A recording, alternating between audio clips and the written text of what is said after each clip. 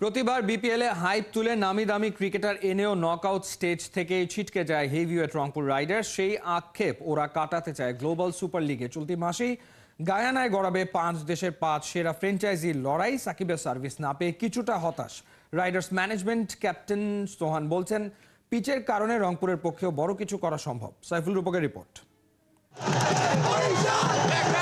তামিমের দল চ্যাম্পিয়ন বরিশাল রাজি হয়নি, নাফিসা কামাল লাপাতা, অন্ধকারে কুমিল্লা ভিক্টোরিয়ান্স। রংপুর রাইডার্স সুযোগটা লুফে নিয়েছে, যদিও গ্লোবাল সুপার লিগে বাংলার গ্লোবাল সুপারস্টার সাকিবকে রাজি করাতে ব্যর্থ হয় রাইডার্স ম্যানেজমেন্ট। সাকিব আল হাসান সাথে যোগাযোগ করেছিলেন যে এই টুর্নামেন্টে খেলার জন্য, মানে সে তো রংপুরে খেলেছিল না। অবশ্যই আমার কাছে মনে হয় যে রংপুর ম্যানেজমেন্ট থেকে সাকিব ভাইয়ের সাথে কন্ট্যাক্ট করা হয়েছিল। ইভেনচুয়ালি তারও যেহেতু টি10-এ পার্টিসিপেট করতেছে, সেই কারণে হয়তো আপনার ওইভাবে সবকিছু মিলিয়ে উঠতে পারেনি।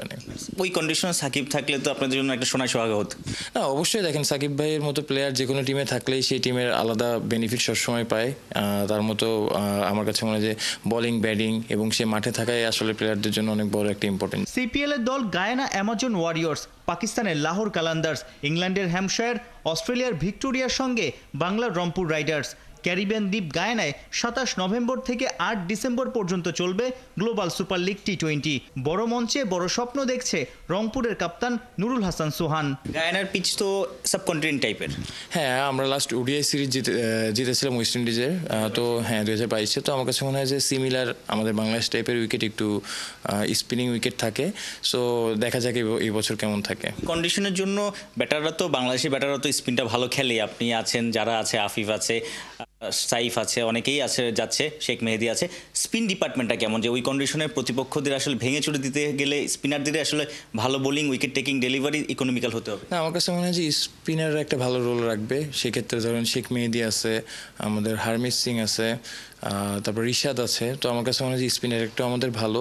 সো যেটা বললাম যে পার্টিকুলার ডেতে আরাফাত সানি আছে, পার্টিকুলার ডেতে আসলে আমরা কেমন পারফর্ম করতেছি এটার উপর অনেক কিছু ইম্পর্টেন্ট। স্কোয়াডে নামি বিদেশি নেই, সৌম্য, শেখ মেহেদি, আফিফ, সাইফুদ্দিন, সাইফ, রিশাদ। লোকাল ক্রিকেটাররাই রংপুরের আশা ভরসা। প্লেয়ারদের জন্য একটা অনেক বড় অপরচুনিটি।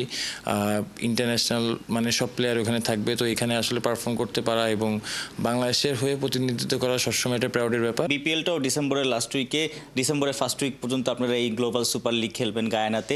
বিপিএলের একটা দারুণ প্রস্তুতি, দল গঠন, সবার ফাইন টিউনিং, সব বিষয়গুলো আসলে ইজি হয়ে যাবে নিশ্চয়ই রংপুরের এবার। আপনি দেখেন যে আমরা হয়তো টি20 ক্রিকেটে খুব একটা মানে অন্য টিমগুলো যেখানে আছে, আপনি যদি আফগানিস্তানের সাথে বলেন বা অন্যান্য টিমের সাথে কম্পেয়ার করেন, আমরা অনেকখানি পিছিয়ে আছি। তো এইটার একটা রিজন কিন্তু আমরা টি20 অনেক কম খেলি। অবশ্যই আমাদের প্লেয়ারদের অনেক দোষ আছে, বাট আমার কাছে মনে হয় যত আমরা খেলবো বা এরকম ইন্টারন্যাশনাল ফ্র্যাঞ্চাইজি ক্রিকেট যত অপরচুনিটি পাবো, বিদেশিদের সাথে খেলার সুযোগ পাবো, তো আমার কাছে মনে হয় যে ওই জিনিসটা আমাদের যে ভুলগুলো আছে এগুলো শুধরানো বা ওই যে লিসেনটা আমরা অনেক কিছু শিখতে পারবো। সাইফুল রূপক, 71। এরকম টুর্নামেন্টগুলো